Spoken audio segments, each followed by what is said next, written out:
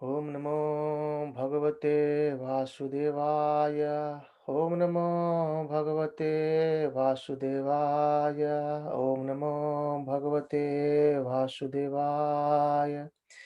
Narayanam Namaskritya Naram Chaiva Narottamam Devim Saraswatim Vyasam Tato Jayamudire Nashtaprayeshu Avadreshu Nityam Bhagavata Sevaya Bhagavate Uttama Shloke Bhaktir Bhavati Naistiki Krishnaya Vasudevaya Devaki Nandanaya Cha Nandagopa Kumaraya Govindaya Namo Namaha Namaha Pankajanaಭಾಯ Namaha Pankajamaline Namaha Pankajanetraya Namaste Pankajanggrahe Om Jnanatimirandasya Jnananjanasalakaya Chakshurunmilitam Yena Tasmai Shri Gurve Namaha Shri Chaitanya Manovishtham Sthapitam Yena Bhutale Swayam Rupa Kadamahyam Dadati Swapadantikam Namam Vishnupadaya Krishna Pristhaya Bhutale Srimate Bhaktivedanta Swami Niti Namine Namaste Saraswati Devi Gauravani Pracharine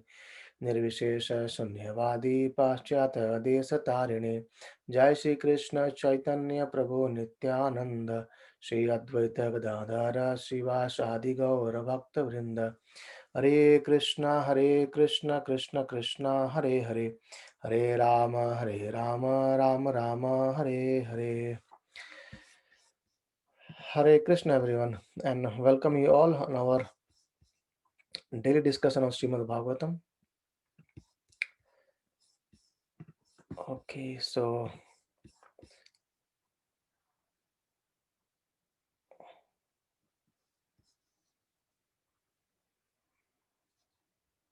yes, so we are discussing about in third canto about how did Kardama Muni and Devahuti they had their life, and then how Kardama Muni actually, after begetting 9 daughters and 1 son, which is Kapila Deva Krishna, who himself came as son, they Kapil Kardama Muni took sannyasa from the family household life, and then Kapil Dev started giving knowledge to Mother Devahuti. Mother Devahuti, she remembered that Brahmaji has told that Kapil Dev is going to give you the knowledge, and then she started asking so many questions to Kapil Dev, and then we have reached till chapter number 25. So today we'll start from 26. Yes, yes, we have completed 25. So there he told, like, as essence we understood that a lamp, a table lamp can just enlighten one part of the room. However, intense light can fill the whole room, and that is how the intense of our bhakti, the intensity of our bhakti will decide how closer can we come to Krishna. And intensity goes higher, we can come to closer to Krishna very soon. And then in chapter 26, Mother Devati asked so many more questions. So please tell me some more about the process of jnana, process of yoga. Jnana means jnana yoga, and then yoga is Ashtanga yoga. Then then Kapil Muni started explaining her with more detail. He said that Sankhya is basically analyzing the matter and spirit. So by knowing these things, by knowing the different material or different elements, one will become free from the modes, and by that one attains perfection as well, and by which the person can actually cut down the knot of attachment by the knowledge. And then he explains about the jiva, prakriti, and purusa. Actually, in Bhagavad Gita also there is a whole chapter 13, where Krishna explains about these things properly as well. And then he says that purusa or Ishvara, he has no beginning, Ananta, and he is supreme soul in our heart, and also he is self-effulgent. In Bhagavad Gita, one slokas comes, uh, न तद भासते सूर्यो न शशांको न पावक यद गत्वा न निवर्तन्ते तद धामम परमम मम. So that is a glorification of this spiritual world. Na tad bhasate suryo means, so there are three things being explained in that verse: the sun, the moon, and electricity or light. So we as a living entity, we cannot live our life without these three things. We need sun. We understood earlier as well. We have the eyes to see, but we can only see when we have a light. And the sun gives a light. And then moon nourishes the fruits and vegetables, which is also very much required for us. And the fire, electricity, Prabhupada says that fire is electricity, because without electricity it's nothing there today. And even in our stomach also there is a fire is there. And in the spiritual world there is no need of sunlight, there is no need of moonlight, neither need of any electricity. That is illuminating. And then anyone who goes there, he never comes back to this material world. So that is Ishvara or Krishna. He explains about it. And then he says about the Jiva, this living entity, who we are. We are a part and parcel of Lord. That also Krishna explains in Bhagavad Gita, that Mamai Vanse Jiva Loke Jiva Bhuta Sanatana. So we are his eternal fragmented parts, and we are eternal as well. So we are his parts. That's understanding. He gives us knowledge. These are the knowledge. And then he says Prakriti. Prakriti is the nature, which is actually an energy of Lord, or energy of my own, because he is himself Lord. And that energy also we discussed earlier, that's called as external energy, right? And then in this Prakriti is the basic cause of all our activities. This provides the field of activities. That's again explained in Bhagavad Gita chapter 13. Yeah. And then he started answering about more questions of that in a more analysis ways. He says, okay, there are 5 gross elements, which are earth, water, fire, air, ether. And there are 5 subtle elements, which is smell, taste, color, touch, and sound. And there are 10 senses, like knowledge acquiring senses, and the sense objects, and the mind, the false ego, intelligence. And he elaborate more on these topics about jnana, because these are the knowledge by which we try to elevate ourselves from these 3 modes. And then he says that this whole Virata Rupa explains about Virata Rupa, which is actually like as egg, universal, and that universal egg, which is covered by the 7 layers. If you remember, we seen that pictures earlier, that how this cosmos looks like in an egg, and the layers are there. And then he explains more about the division of those layers, and he then explains about the whole Virata Rupa, Krishna's body, with the material cosmos as well. And here understanding comes the one thing, that this science today, they are trying to analyze the same thing what Kapila Muni has already given in Bhagavatam. But the only difference is that Kapila Muni has answered this question with relations to God, with relations to Krishna. He said that everything actually is coming from him, emanates from him. However, the science, they are trying to analyze without God. That's the only difference, but rest everything is the same. So we all know, okay, we have the earth, water, fire, air, ether, and we have this planet and living over there. We have so many planets. We have sun, but they are explained that sun is actually the eye of Krishna. The moon is again an eye of Krishna. Without sun, it's not possible to live, and without moon, it's also not possible, and without electricity, it's also not possible. And actually, uh, Sloka says fire, but depending on this, because right now this is currently without electricity is difficult for everyone. And then he explains more on these topics as a knowledge to Mother Dehuti. And then he goes on more. He says, okay, this he explained a bit very detail in Jiva, the living entity, who it is. He says we are conditioned. Conditioned means we have some, we are bound by something. We are not actually fully kind of, fully free. As if, like, in Bhagavad Gita, it's explained that Prabhupada says a child can play in the backyard, but he cannot cross the backyard. He has a limit. However, inside the backyard, he can play wherever, whatever he wants. So this living entity also, we do our things as if, looks like, we are doing it is as if our free, but somehow or other we are being controlled by the supreme power. And then explains about actually this jiva is pure, but because we are contaminated with these material modes, we are suffering. And then he explains about what a solution for this. The solution is says that, we need to control our mind through bhakti and detachment.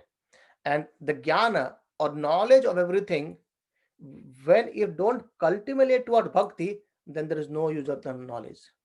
We talked yesterday about, Prabhupada says that philosophy without religion is mental speculation. So we have so many philosophy, but it's not cultivating towards bhakti, then it's doesn't make any sense.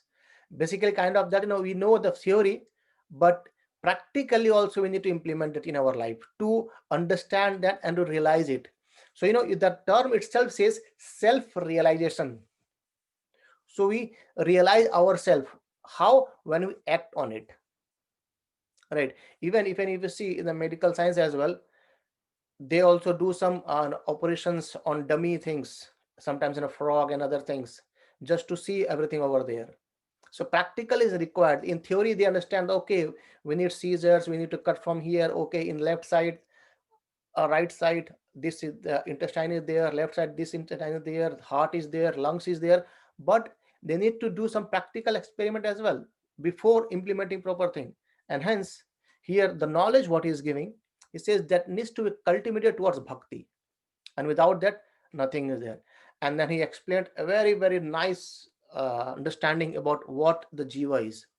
The jiva is actually unaffected by the gunas, the three modes, and jiva is always pure. Let's try to understand this example, how jiva is pure. Let's suppose we have a very precious gold ring, right? And just imagine the gold ring is being it also has some, is gifted by one of our beloved, so that has got more value on that. And imagine that gold somehow or other slips from our finger and fall in a sewage or in a gutter. What we will be doing over there? Is it that we will leave it apart, the gold or the ring? No, we'll try our every possibility to get the gold out from the sewage, isn't it? Maybe sewage you might not find. Let's suppose in a gutter, we'll try all the possibilities. We'll try to, in every kind of all the possibilities, we will try to get it out, that gold from the sewage, because the gold is gold and it's pure. As soon as it's inside the gutter, the quality or the sign has gone, because we can't see anymore the gold. It's in a muddy state, or in a that gold is cluttered with the sewage now. We can't see the real thing. But as soon as we wash it, after getting it, when we clean it, the gold started shining again. That is the similar way this jiva is. Jiva is by nature is pure. It's always bliss, Sachidanand, always full of knowledge, eternal and blissful. However, the sewage is this material modes where we have fallen. And then when we are entangled with these gunas, we have actually forgotten our self identity, that is Sachidananda. Still it is there, we have just forgot it, right?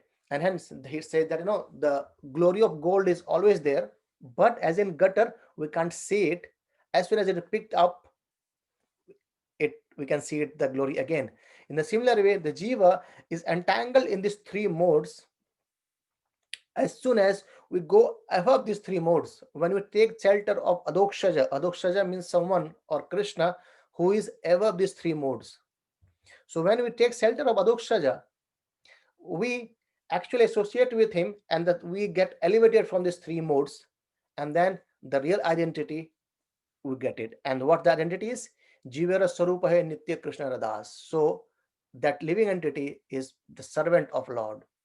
Right? By this giving this example, we can understand that we are actually very pure and we do not suffer anything. But because of this body, what we have got due to our past karmas and due to our past activities, we are suffering. But we can revive that. We can clean that again. How? The process he said is Bhakti Yoga. Right? And that is, we'll say it. He said, the Bhakti Yoga is, he says, Tibrena Bhakti means uninterrupted and fully focused bhakti can liberate us. And then he explains about Ashtanga Yoga. Ashtanga Yoga is, again, he said, Ashtanga Yoga is practiced with faith in Lord's form. So it's not that, okay, if I practice yoga, what normally in today's world we understand yoga is basically just keeping our bodily posture correct. Prabhupada says that's not wrong. We should, if it's possible, if we have time, we can do that to keep our body healthy. But the real goal of yoga means addition. The real goal is to realize our own self identity. And then hence yogi though, who meditate for years and years, and they actually try to relate themselves with the Supreme Lord and the Lord's form. And then he explains more about the soul and super soul. So we are a living entity as soul. Also, there is super soul, which actually carries us. Right. And then we understood earlier that in creation we see three super souls, like as Mahavishnu, Garvodakashai Vishnu, and Sivadakashai Vishnu. So in every living entity, there is a super soul called as Sivadakashai Vishnu. He explains more, and then Mother Dehuti asked a question: how is liberation possible? That is a kind of a question for everyone. How we can liberate? Because the jiva, living entity, are the prakriti. Both are the Krishna's energy, and both are attracted to each other. Then how the liberation is possible? And then Kapil Deva says liberation is possible by intense practice of bhakti. That is tibra bhakti, right? And then Prabhupada says here there that though Prabhupada writes in the purport, quoting that Sridhar Swami comments that in this connection, this material nature, right? Material nature by the just one second. The soul is actually not contaminated by the association of the material nature. He contaminated because they're infected by the modes of nature. And he explains how to understand these terms. He said, if a person has a contact with the police department, it does not mean that the person is a criminal, isn't it? So many person can have a contact with the policemen, but they are not criminals. And the similar way, the metal modes, this metal nature association, because it's again an energy of Krishna. The jiva is again an energy of Krishna. Both are attracted to each other eternally, but when they are entangled in the three modes, they become conditioned. Otherwise, it cannot harm, and the prakriti cannot harm the enlightened soul, also being said. So even in Bhagavad Gita, Krishna says, Nainam chindanti sastrani, nainam dahati pavaka, na chainam kalidantyapo, na shoshati marutah. The soul can never be cut into pieces, right? And neither the soul can be burned by fire, and neither moistened by water nor withered by the wind. That is why soul is pure. And who can know it? The person who are enlightened, right?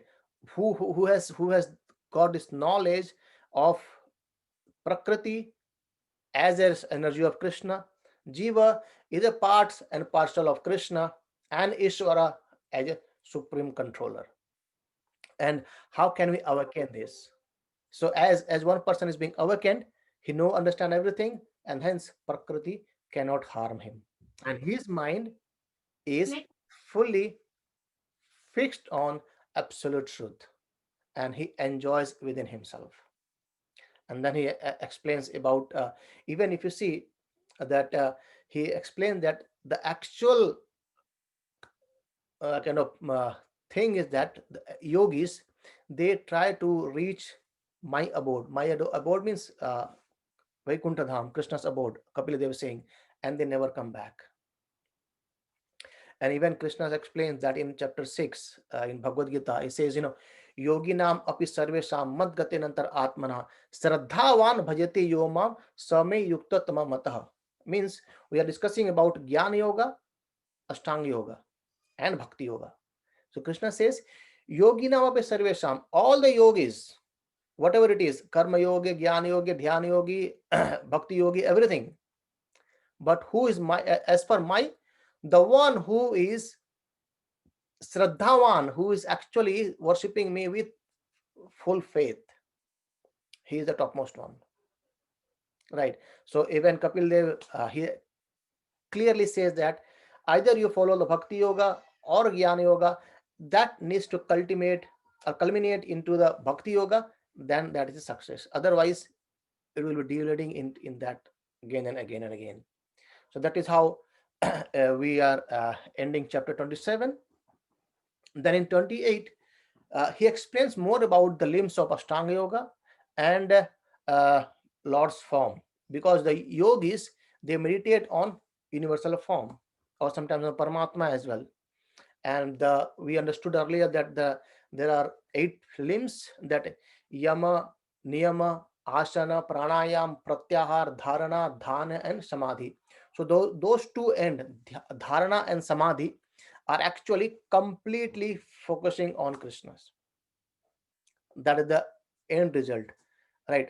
Yam and Niyam are do's and don't, and the asana is the postures, and then pranayam is actually controlling the breathing, and pratyahara is actually restraint from the sense objects, and dharana start, basically dharana is a process of where we control our senses, and dhyana is seeing Krishna's more in a focused way. And also the dharana, it destroys all the sins, and it also destroy the material modes as well, because that person became higher than these things. And pratyahara is becoming free from material association. So these are the kind of knowledges he gives. And then he explains about Lord Krishna. He says, he, he explains in a very, very detail. He says, I'll read that verse. He says, the Supreme Personality of Godhead has a cheerful, lotus-like countenance with ruddy eyes like the interior of a lotus, and a swarthy body like the petals of a blue lotus.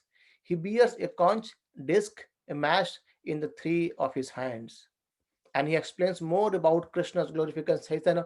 He has yellowish garment, and he has a mark of Srivatsa in his chest, and he has a brilliant gem of Kastuvamani. By clarifying more, he says he always used to have a pearl necklace, and so many kind of precious ornaments, armlets, bracelets, anklets he used to wear. Then he explains about how Lord is beautiful. The Lord is eternally very, very beautiful. And he is being worshipped by all the inhabitants of every planet. He is ever youthful. He is ever youthful and always eager to bestow his blessings on the devotees. by saying that he started glorifying Lord Krishna. He started singing about Krishna, and he says the glory of the Lord is always worth singing. And the person, the devotee, they should try to meditate on the eternal form of the Lord until the mind become completely fixed in it.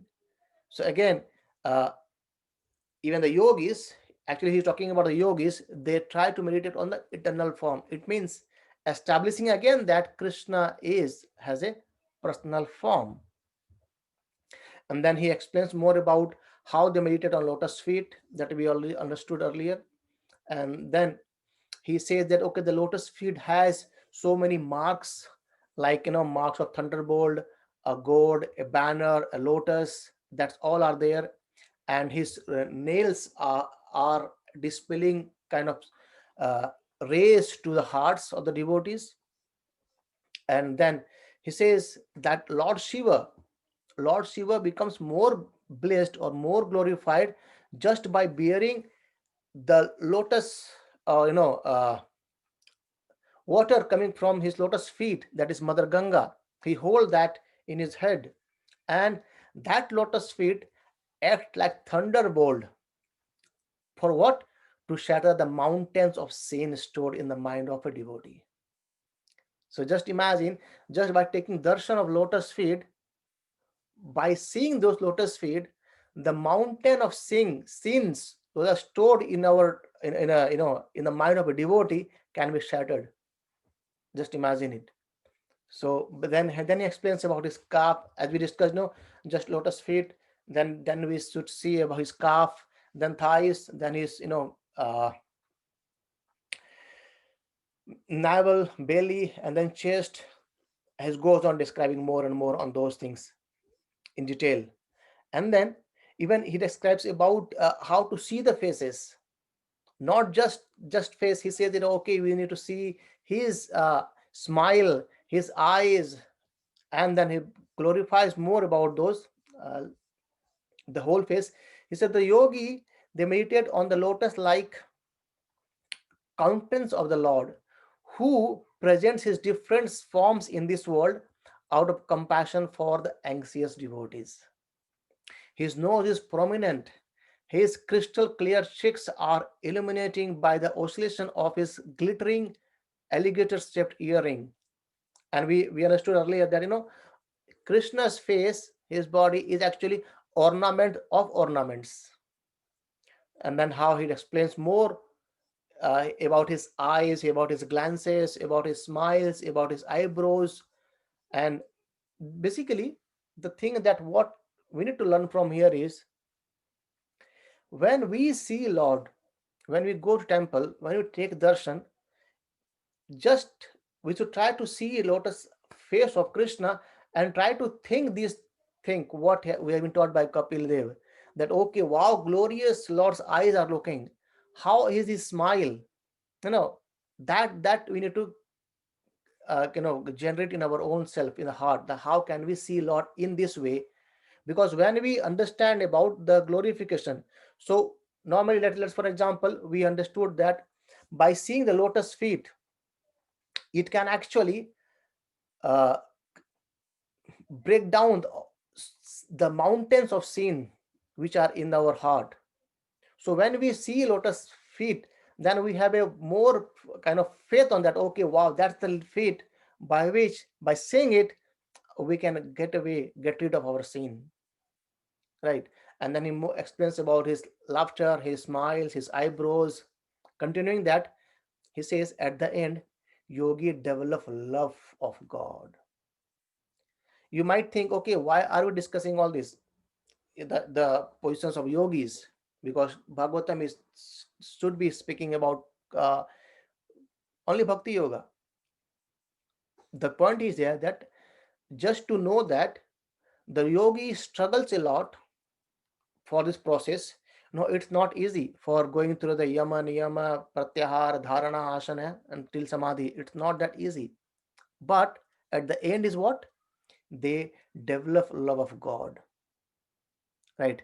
And then they achieve their real identity.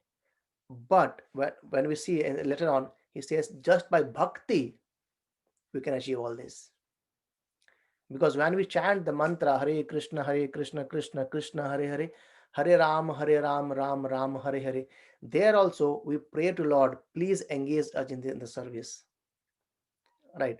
So just by chanting the holy name, we can get all these things what the yogis and jnanis they try to achieve.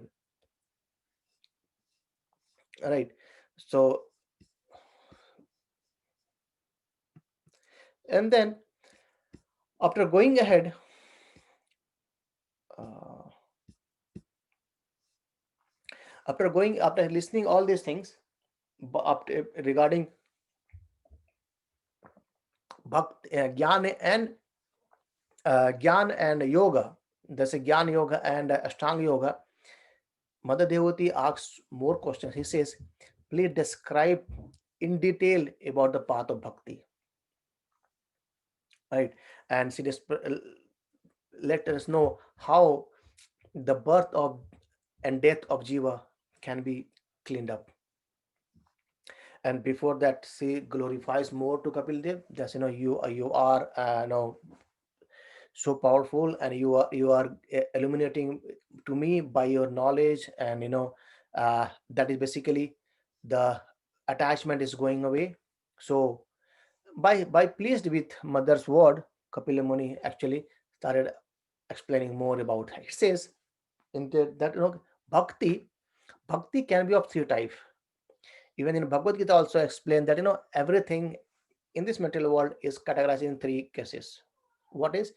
In mode of passion, mode of ignorance, mode of goodness. So even bhakti can be in three modes. So he says bhakti in mode of ignorance is intentions of violence or pride and hatredness. There is no compassion in that. Though person is doing bhakti, but his intention is not so pure. And in mode of passion, someone just for his material enjoyment, for fame and opulences. And in mode of goodness, he offers his karma phala, or offers his the result of his fruits and desire for liberation. So these are the three ways, three bhakti: mode of passion, mode of goodness, and mode of ignorance. But he says there is something higher, and that is called as kevala bhakti or suddha bhakti, or nirguna bhakti, means which is beyond the mode. So there are three category of bhakti: mode of passion, mode of ignorance, and mode of goodness. But higher to that is kevala bhakti. And even in Bhagavad Gita, it's been explained that when we do something in mode of goodness or passion, mode of good passion and ignorance, the liberation is remains a bit far. We do not seek liberation over there. We are puffed up with our pride and illusions. But when the person comes in goodness, that is why always scripture advises us to live our life in the mode of goodness. Because when we are in the mode of goodness, we can desire for higher thing, that is liberation. And then by offering these our results of our activities, or then we transfer towards pure goodness or Suddha Sattva, or sometimes called as Vasudeva state. And that is Kevala Bhakta, which is bhakti performed beyond the three modes.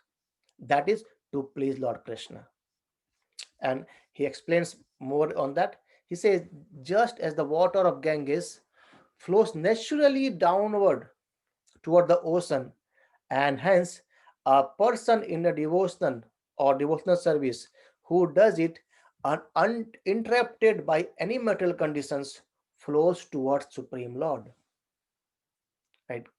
So devotional service, when someone does wow, ahituki apratihata, uninterrupted and without any material desire, then what happens?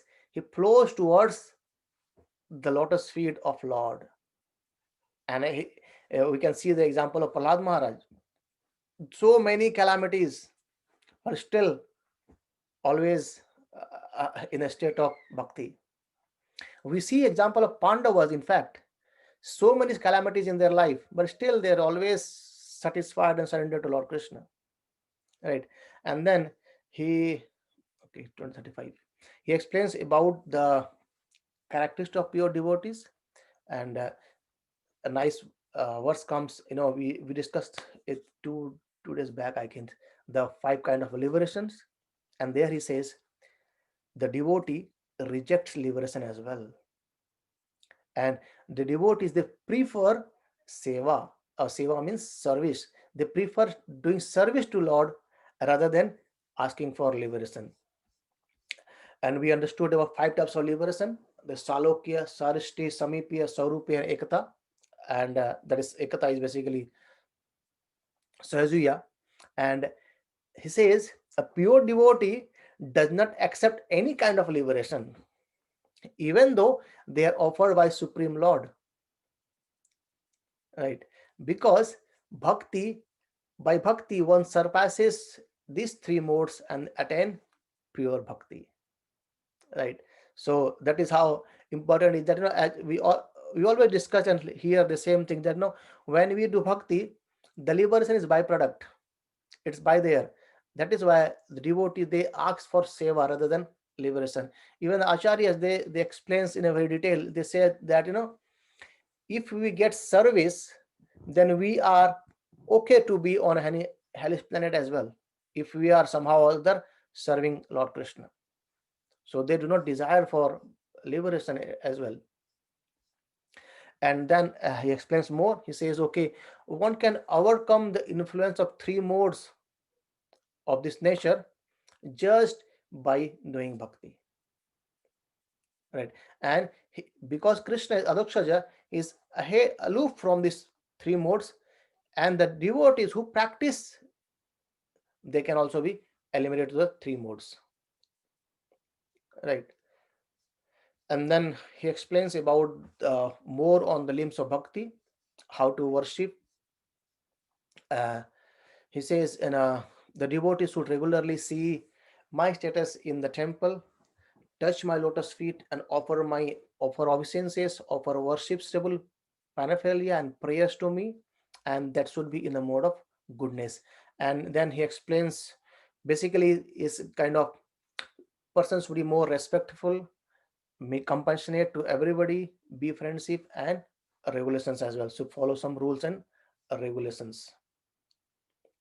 See, the importance of bhakti is that, if you remember, one of the story comes of Balmiki Rishi, isn't it? So his nature was actually used to rob people to maintain his family. And then Narada Muni, might not have time to discuss this story. I'll try to narrate this story tomorrow, before we start it. Yeah.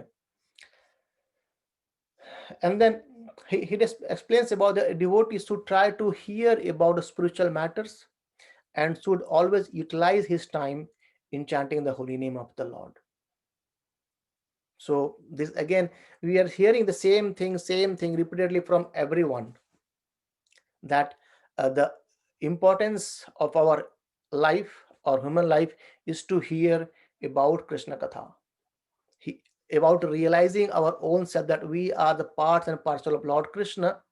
And Chaitanya Mahaprabhu, he has given us very simple way to achieve this point, just by chanting Hare Krishna Mahamantra. And Lord Chaitanya Mahaprabhu, he has done it by his own, and he has given this Mahamantra. Mahamantra is always from there, from scriptures, but Mahaprabhu has given the love of God through this Mahamantra for everyone, without any restriction, without any discrimination. Okay, it is only for Indian, or it's only for Hindu, or it's only for Brahmanis. It's not like that. It's for everyone, either American, either European, either from any part of any religion, anything. Anyone can take this holy name and chant the holy name and realize their own self, right? And then he says, just as air carries aroma from its source, in a similar way, bhakti carries one's mind towards the Lord. Actually, we want to control our mind. If you see in the process of Even the jnanis, they don't want to do engage their minds, and the yogis, they try to engage their minds in Krishna through this giving of the sense objects. And bhakti is again engaging our minds into Lord, right? And then it says air doesn't have to do anything, but if the air passes through a garden, we smell very nice. Wow, nice fragrance came, very nice aroma is coming. And the same air, when passes through any garbage, it smells very bad, isn't it? And then air is pure, but because of the contamination of the places, a garden or garbage, it smells something else. In the similar way, when someone's associate with the devotees or bhaktas, his mind's always carried towards the Lord. And then he explains more about the offenses in bhakti and its solution. I think we'll continue from here tomorrow. Right. And we are on 29th chapter as of now, and there are 3 more chapters left for this canto, and probably either tomorrow or day after tomorrow we will be able to pay our obeisances on to the 3rd canto. Prabhu, one question. Yes, please. Prabhu, Kapil Muni is the reincarnation of Lord Krishna, you said, correct? Yes, he's incarnation of Lord Krishna. So that means he is Lord Krishna. Yes. So why is he telling all these things to his, like, I know it's to his mother. I mean, his mother is a divine body, correct? Yes. So in this phase, it's a daughter of Manu. It's a daughter of Manu and a wife of Kardama Muni. But as Kardama Muni wanted to give knowledge to Mother Dehuti about this realization, but Mother Dehuti said, okay, but right now I wanted to have children, so please fulfill my desire. And then as boon given by Krishna, Vishnu himself to Kardama Muni, that I will come as your son and I will propagate the knowledge of Sankhya, or analysis of matter and spirit. So he is delivering these messages to us through Mother Dehuti. Okay. Right. So because these are the, if these pastimes won't happen, then how we will be able to know? Even Lord Brahma says no one is able to know Krishna's. So if Krishna will not tell us through his pastime, through his devotees, then how we will be able to know? Right. That is why Krishna says in Bhagavad Gita again also that because this knowledge has been lost because of, in due course of time, I am re-establishing it through you, Arjuna. So that is the way we hear that so many pastimes Krishna does just to let us know, to make us the common people aware about Krishna. Thank you, Prabhu. Thank you. Okay. Any more questions?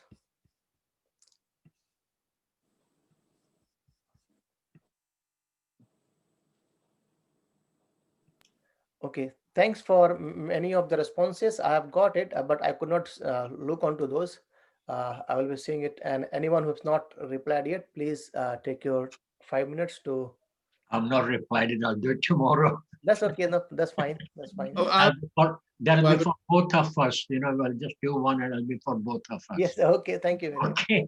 No Same problem. with me, even I couldn't do it, just been too busy. Maybe No over the problem. weekend. No problem. That's fine. Even I could not see as well because I was quite busy as well. That's fine.